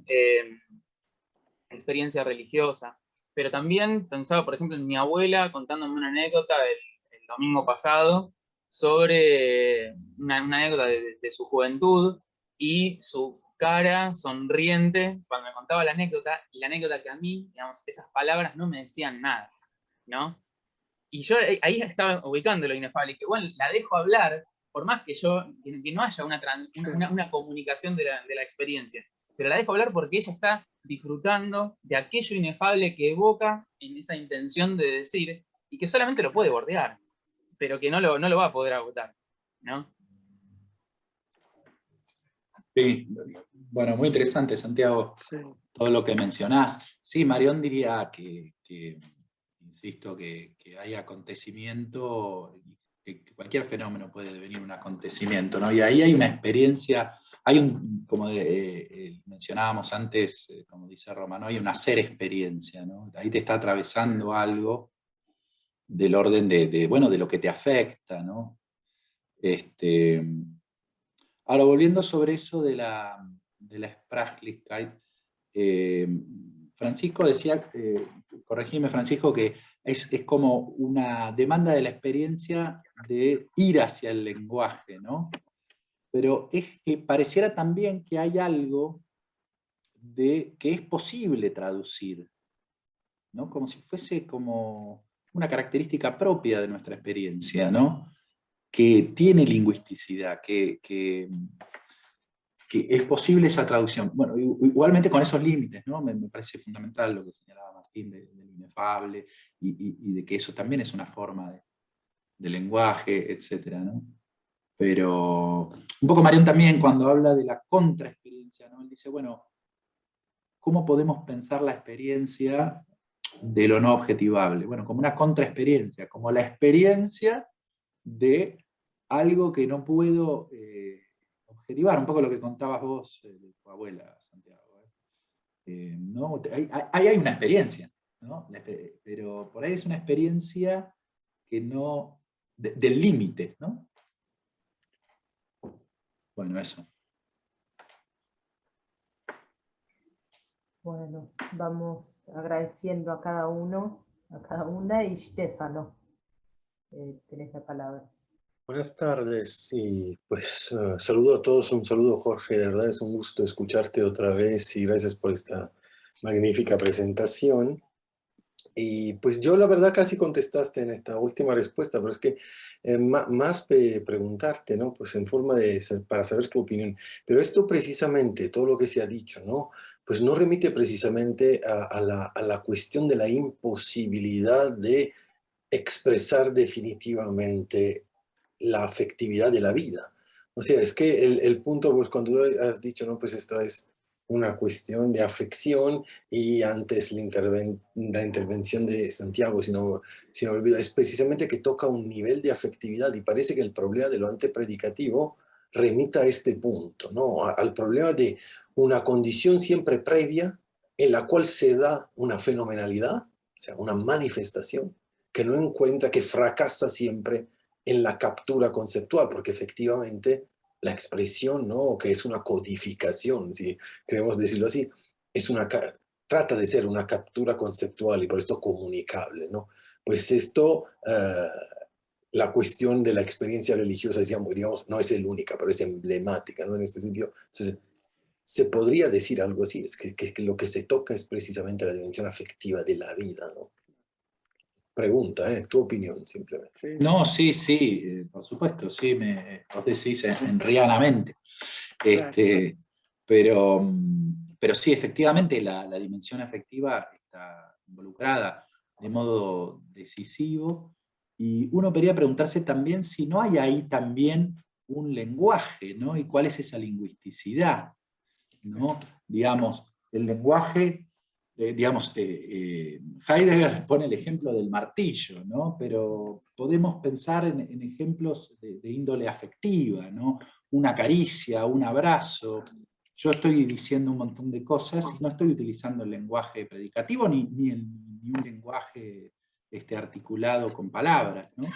Y sin embargo ahí hay una explicitación, ¿no? Una Auslegung. Eso también habría que pensarlo. La verdad que me interesa, pero no sé si puedo decir algo interesante al respecto. Pero sí, efectivamente, allí hay algo que se articula y que tiene que ver con lo afectivo. Y me parece que también es un poco esa la idea de Romano cuando habla del hacer experiencia en vez de tener la experiencia, ¿no?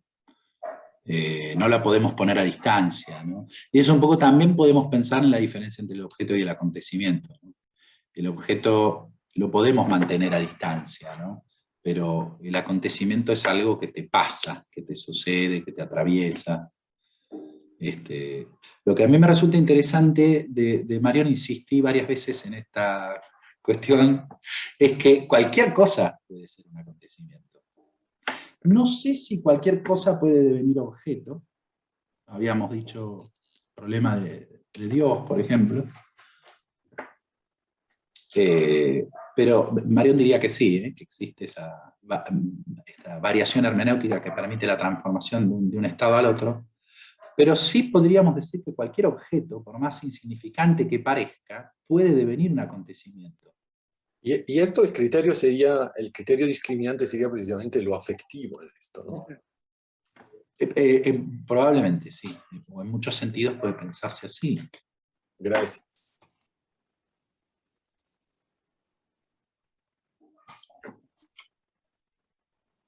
Sí, Juan. ¿Qué tal? Buenas tardes. No sé si se escucha bien, tengo problemas con internet y puedo solamente comunicarme sin video. Bueno, me gustó mucho la exposición, me pareció muy interesante desde que vi publicado en Facebook que se iba a dar, que la ibas a dar, Jorge. Conecta con cuestiones que yo trabajo más desde una perspectiva antropológica. Cuando me refiero a antropológica, antropología social me refiero, no a antropología filosófica. Lo aclaro, ¿sí? Entonces, mientras hablabas, me vino una cita de Husserl de Experiencia y Juicio, ¿no? Que habla del mundo de la vida, la habitualidad y cómo se forma a través de la experiencia, y me quedé pensando si en la nueva fenomenología, y esto te lo quiero preguntar a vos, hay trabajos o hay autores que trabajen sobre los fundamentos no predicativos de las relaciones de dominación y de poder. O sea, a mí me interesa particularmente eso por el autor que yo trabajo, que es Bourdieu, que es un lector de Merleau-Ponty y Husserl, y en los cursos que dio en el Colegio de Francia, se están editando ahora, hay mucho trabajo sobre textos de Husserl y Merleau-Ponty para fundamentar una teoría del poder y la dominación. Entonces me pregunto, y te pregunto a vos, si en la nueva fenomenología hay trabajos donde lo antepredicativo y la capa de la experiencia sean puestas en el marco de la constitución de relaciones de poder y dominación, que es un tema que, por ejemplo, Carlos Belvedere tiene un trabajo sobre una fenomenología genética del poder, que es interesante, donde trabaja Henry, para pensar ese tipo de cuestiones que a los que por ahí trabajamos por este lado nos resultan sumamente interesantes, y bueno, me encantó lo que presentaste y quería preguntarte por eso. Gracias. Bueno, muchísimas gracias, Juan, muchísimas gracias. Mira, me parece muy interesante que seguir esa línea de trabajo. La verdad, no conozco que haya trabajos de fenomenólogos, de nuevos fenomenólogos en ese sentido. Quizás Marc Richir tenga algo, sé que tiene un libro sobre la política. Si querés, no sé si lo conocés, escribo acá el nombre en el chat. Y habría que ver si hay algo de él, pero sí, efectivamente me parece una línea interesante para indagar. Es un poco en lo que yo estoy intentando indagar en el ámbito del derecho, preliminarmente, aún no tengo demasiadas conclusiones o demasiados aportes para dar, pero me parece que es interesante. Lo que pasa es que exige, en algunos casos, exige hablar de temas que no han sido abordados por los autores, ¿no? Entonces, ver si las categorías pueden servir para pensar problemas que no han sido abordados de modo explícito por los autores, ¿no? Pero sí tengo entendido que quizás Richir diga algo sobre el poder, sobre la política y sobre algo de lo que vos planteás, Juan. No, la verdad que en este momento no recuerdo, pero en todo caso, si recuerdo algo, te escribo. Muchas gracias, Jorge.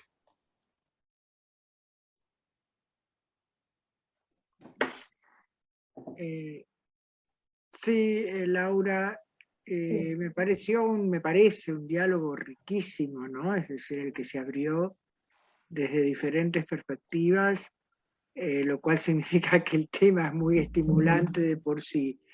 De la mayoría de las, bueno, todas tendría, digamos, algo para decir, ¿no? Pero me interesó Santiago, no sé, estás con el micrófono cerrado, no sé si me escuchás, Santiago. Sí, me interesó fundamentalmente esto que señalabas, ¿no? Es decir, esta intención de decir, más que un mandato, es decir, esta intención que llama a ser dicho y que proviene de la experiencia. Y sobre todo, bueno, de dos cosas, ¿no? La primera, como conozco tu área de trabajo, ¿no es cierto? Es decir, que así como Juan viene de la comunicación o de la sociología o antropología social, en tu caso del psicoanálisis, me interesaba justamente, creo que sí, ¿no? Es decir, si esa intención es un trip, ¿no? Es decir, es un impulso, es decir, en un sentido muy freudiano o incluso husserliano también, ¿no? Es decir, ¿por qué no decirlo? Esto por un lado porque es un tema común, aunque obviamente Husserl no ha leído a Freud, ¿no? Y por el otro lado me llamó la atención esta diferencia que hiciste, justamente, que no se da, y me gustaría quizás que lo explicites, pero bueno, eso quizás llevaría a otro tema o una conferencia de tu parte, es el tema justamente de los chicos, de los casos autistas, ¿no? Es decir, donde lo que uno nota es la falta de este deseo. Es decir, hay comunicación todo el tiempo. Una comunicación que uno puede decir es un ensimismamiento, pues, ¿no? Es decir, es una cosa que el chico está, el bebé o digamos, es decir, está todo el tiempo comunicado consigo mismo. Pero lo que no hay es esta cuestión social, ¿no? También me parece importante. No sé si quisieras explicitar algo más, Santiago.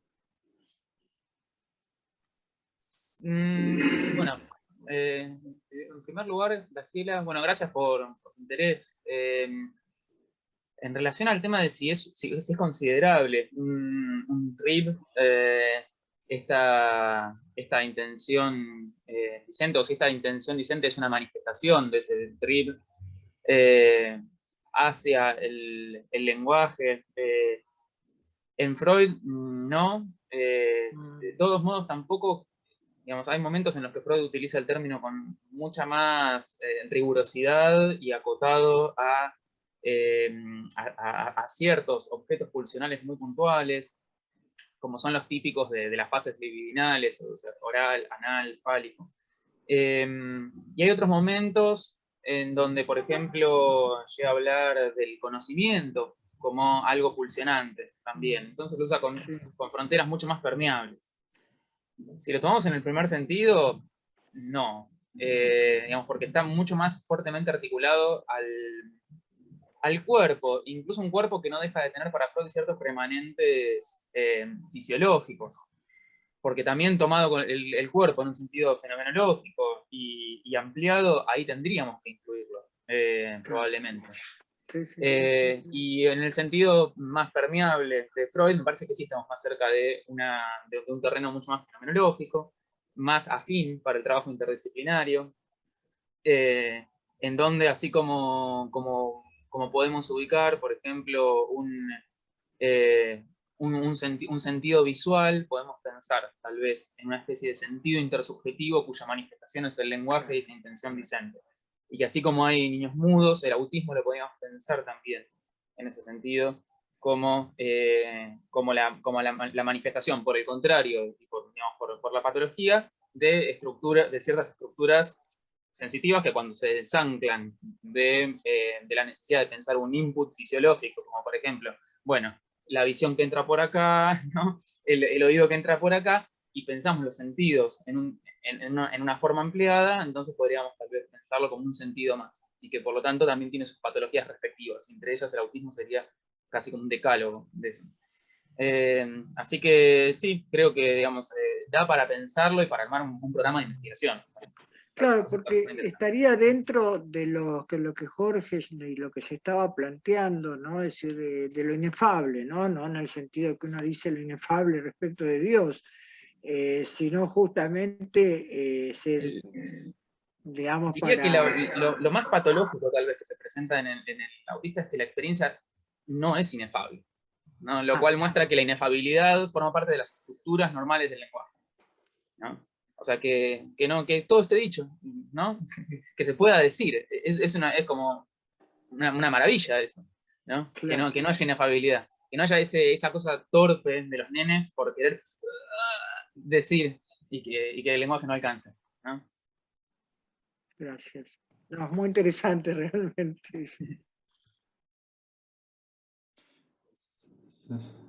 Sí, a mí, no sé, me sugiere lo último, no sé si puedo Claro. un poquito más.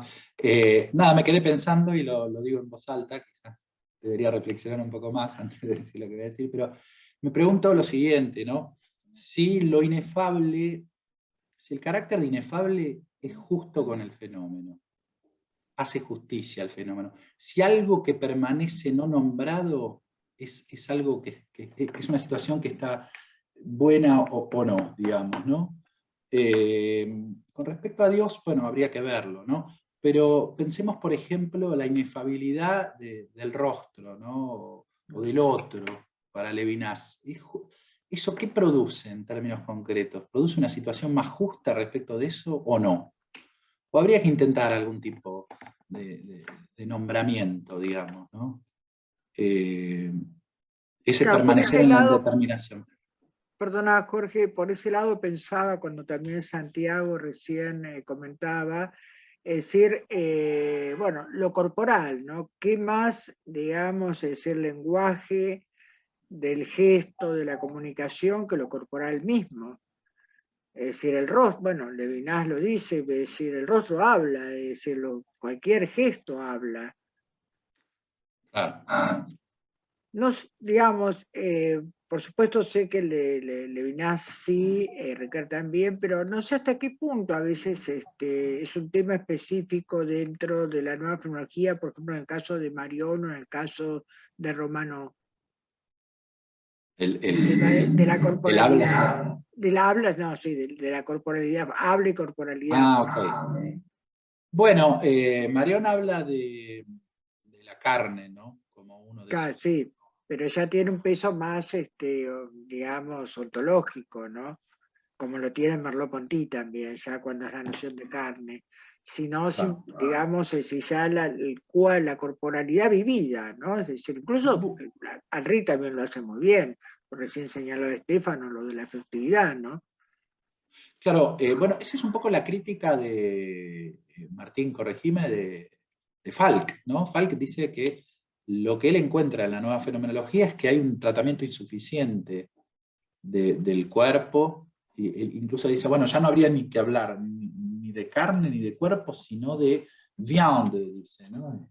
Del cacho de carne, ¿no? Digamos, Sí, sí. para que no pueda operar una abstracción respecto de eso, ¿no? Pero bueno, puede ser que haya una insuficiencia allí, puede ser. Sí, esa es la impresión que yo tengo, ¿no? De todos modos, digamos, cuando Levinas habla de rostro, también hay que pensar que es No, sí, que habla de sí, algo sí, concreto, también, ¿no? por supuesto, pero también, digamos, es decir, Levinas habla del cuerpo en lo infinito y le da, digamos, un peso importante, ¿no? Ujú. Sí. Sí. Acá el Martín levantó la mano. No sé si tenemos un poquito de tiempo, pero... Sí, No, porque ahí, Jorge, lo que decías vos, ¿no? Digamos, una de las cosas que me despertó también tu conferencia es un poco la tensión también que me parece que ya está desde Husserl entre lo que sería la epogé y lo que serían las reducciones, ¿no? Porque también acá hay como un juego, ¿no? Digamos, de alguna manera volver a las cosas mismas o volver a la experiencia supondría un primer momento donde yo retengo o suspendo un juicio, ¿no? que me viene dado por la cultura, por el hábito o por lo que sea, por una pragmática que ya está anquilosada, si se quiere, ¿no? Pero después viene la reducción, o sea, no es son distintos. Y la reducción sí apunta al juicio, ¿no? Ya sea la reducción aidética o la trascendental, hay algo que yo digo, hasta lingüísticamente, por ejemplo, que tal fenómeno es de un orden económico, político, jurídico, ético o lo que sea, ¿sí? Entonces, yo también lo que pensaba es que también hay una tensión ahí, porque ¿quién es el que hace el juicio acerca de ese fenómeno, ¿no? Y esto quizás conecta también con lo de Juan, con el tema de la dominación del poder, porque la epogé es de una manera un acto político también. Es decir, nosotros dentro de una comunidad política o una comunidad histórica decidimos como filósofos ser críticos respecto a nuestro modo de entender el mundo y tratar de dar un paso hacia atrás para dejar que el fenómeno se vuelva a manifestar, si se quiere. Pero cómo se manifiesta el fenómeno es algo que va a poner en juicio el filósofo que está haciendo la reducción. claro. Ahora, entonces, de alguna manera, también volver a lo antipredicativo es también un acto predicativo.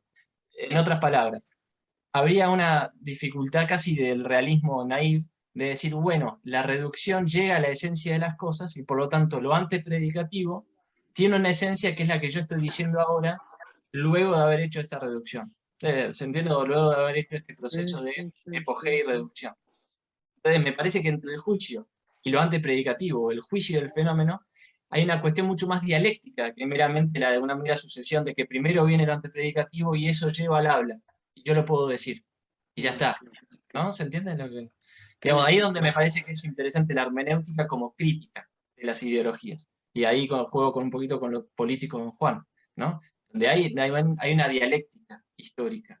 Y no es meramente que llegamos a la esencia del fenómeno o a la esencia de las cosas, de la experiencia. Y hay una palabra que pueda decirla. Claro, ¿sí, no?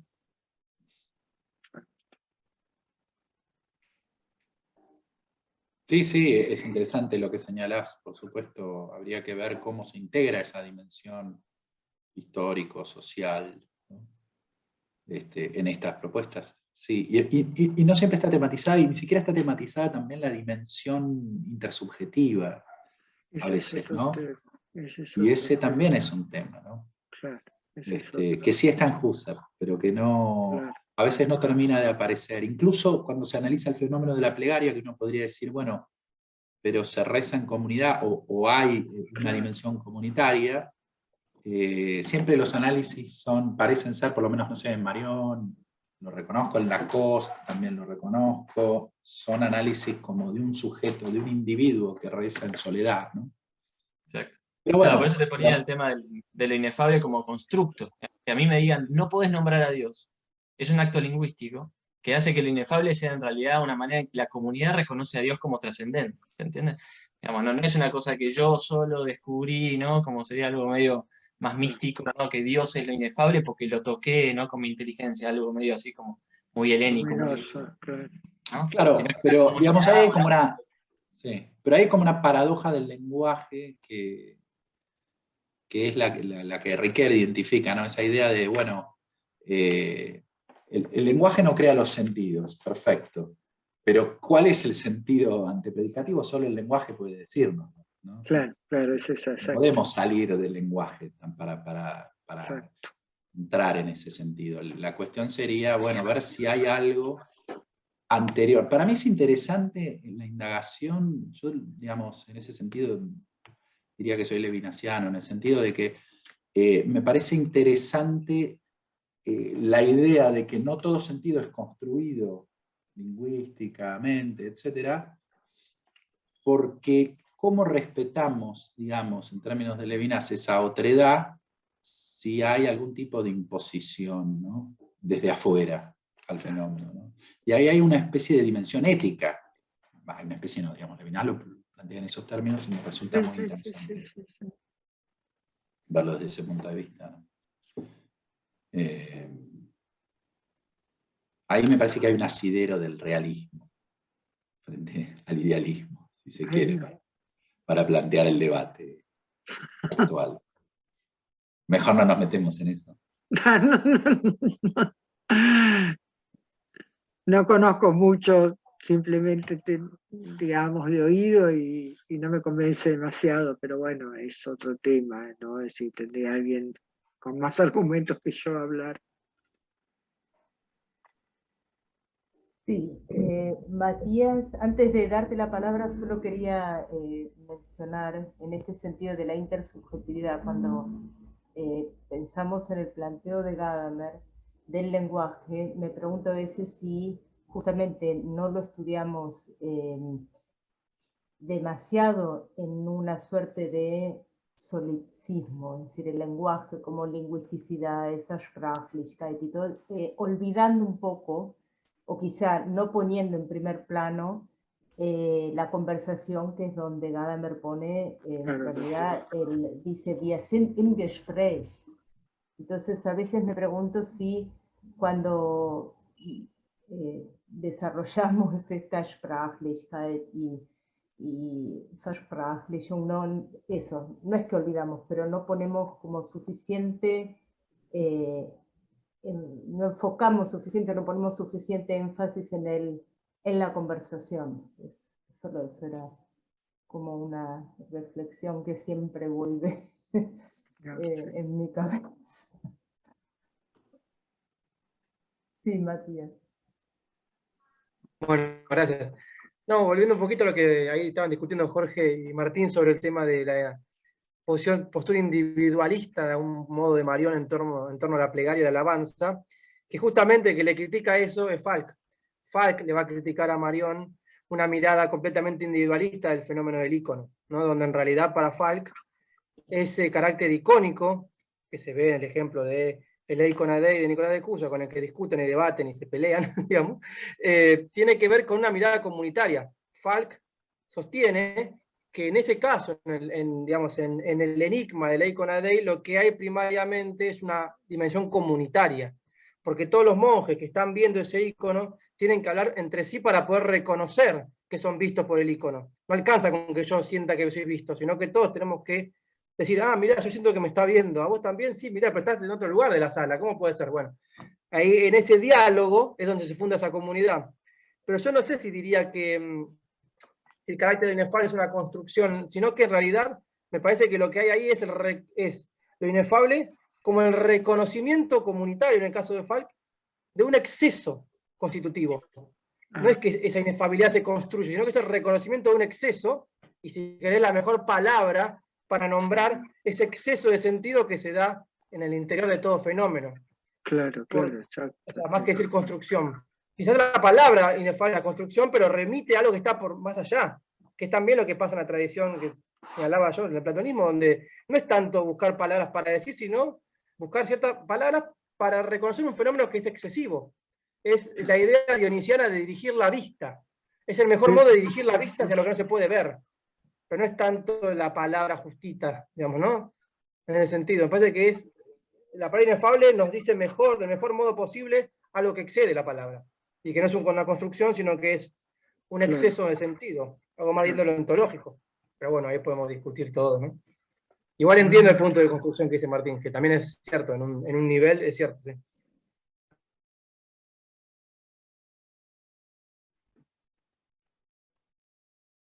Sí, quizás, no sé, en la nueva fenomenología francesa, en muchos de los autores, hay para mí una raíz muy teológica muy fuerte, ¿no? Digamos, claramente. Y para mí está siempre el tema, en última instancia, de la parucía o de la escatológico. Es como esa especie de esperanza en que en algún momento ese lenguaje o esa experiencia que tengas el lenguaje va a encontrar el lenguaje perfecto, ¿no? Que obviamente en el cristianismo está en la figura del Hijo de Dios, que es el Verbo, ¿no? Entonces, que de alguna manera todo, digamos, tiene como una raíz, y no por nada Mariana habla del Verbo, digamos, ¿no? Y que la matriz cristiana es que Dios hace el mundo con su verbo y que eso es pragmático, es performativo, etc. Pero yo ahí es donde me termina pareciendo que ya deja de ser hermenéutica para ser una especie de fenomenología escatológica, ¿no? Como una especie de esperanza de que el fenómeno será revelado, pero al fin del tiempo, ¿no? Y ahí de vuelta, la idea de crisis o de juicio, acuérdense que también en Pablo de Tarso, después Agustín de Hipona, son fundamentales, ¿no? El juicio final es el juicio de Dios en la historia, es donde Dios manifiesta lo que Él es y lo que los hombres son. Donde se separa, digamos, porque Crina y Inés separan la ciudad de Dios de la ciudad del hombre. Entonces, para mí, eso es donde yo veo que hay algo que no se me termina de cerrar en la nueva fenomenología francesa, una especie de exceso de confianza en última instancia en que las cosas son, que tienen una verdad y que en última instancia se van a terminar revelando, ¿no? Y será Dios en última instancia. Claro. Yo tengo esa sensación. Sí, estoy de acuerdo, Martín, con lo que decís, pero lo que decía Matías sobre el excedente, ¿no? Me parece central porque es muy fenomenológico. Es decir, ya desde la percepción sensible percibimos y percibimos más de lo que vemos.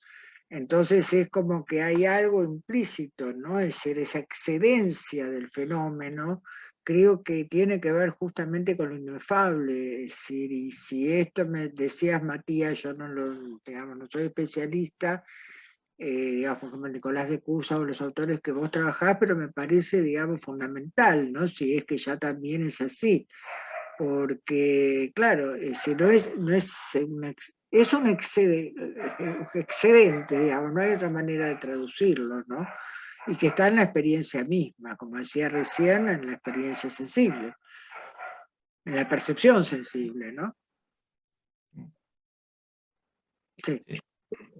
Sí, Graciela, sí, completamente. Además, en el caso de Nicolás hay como toda una intención que es muy propia de él, no tanto de toda la tradición que le antecede, que es esta idea de los enigmas o figuras sensibles. Él apela mucho a figuras sensibles que le permiten pensar conjeturalmente algo excesivo, ¿no? Hay muchos ejemplos, no sé, el trompo en el depósito, ¿no? Donde yo puedo percibir la máxima quietud y máximo movimiento. Parece que no se mueve, pero se está moviendo mucho. Entonces, como esa figura sensible me permitiría ascender hacia la especulación, o el juego de las esferas en el Ludo Globi, o bueno, hay muchos ejemplos más, pero hay una apelación a lo sensible como algo que no es degradado, sino que me permite a mí elevar la consideración. Claro, exacto. Hay un rescate de la experiencia. Sí.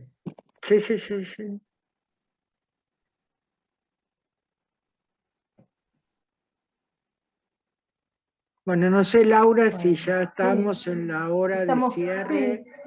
La verdad que ya lo que ya se destacó me pareció un debate espléndido, digamos, para poder reflejarlo después cuando pasemos esto a un trabajo escrito, ¿sí? Donde se va también a ver los diálogos, porque son de una riqueza, digamos, sí. Sí, que es el proyecto que estamos empezando a bosquejar, y es que estos encuentros no queden solamente grabados y que se transformen en letra también, en palabra escrita, para ponerlos a disposición de quienes investigan estos temas y poder en esas obras, que va a ser el gran desafío en esos libros, plasmar lo que dice Graciela justamente en este momento, plasmar los diálogos, las discusiones y el intercambio de pensamientos y de ideas que se da después de una exposición. Así que vamos a trabajar cuidadosamente para lograrlo y bueno, después veremos cómo nos sale. Bueno, quiero aprovechar este minuto que nos queda para invitarlos a que mañana se vuelvan a acercar. Sabemos que a veces digamos, la regularidad, por decirlo de una forma un poco cortés, de nuestras actividades es un poco intensa, pero queremos invitarlos a que se acerquen, invitarlas a la exposición que va a dar mañana Micaela Stenfeld, y bueno, que también difundan entre sus contactos esta exposición que vamos a tener mañana. Y bueno, ojalá nos encontremos para hacer una suerte, no digo de continuación, pero para sí seguir conversando y haciendo estas inquietudes, es decir, poder transmitir lo que nos inquieta e interactuar entre todos y todas las que están participando. Queremos agradecerles otra vez, bueno, a Jorge una vez más, y a todos y todas las que se acercaron, y Graciela, ya sos parte del centro, así que sería como un autoagradecimiento, pero igual lo volvemos a decir, gracias por este ciclo. Si quieren abrir los micrófonos, saludarnos. Sí, yo agradezco mucho nuevamente a Graciela, a vos, Laura, al centro, y a todos y todas las que estuvieron presentes, que la verdad me enriqueció mucho. Todos los comentarios y las intervenciones me dejan pensando mucho.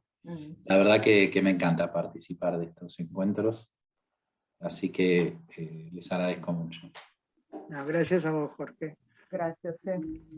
Buena tarde y buen descanso, y nos vemos mañana. Nos vemos. Chao, Cariños hasta a mañana. todos.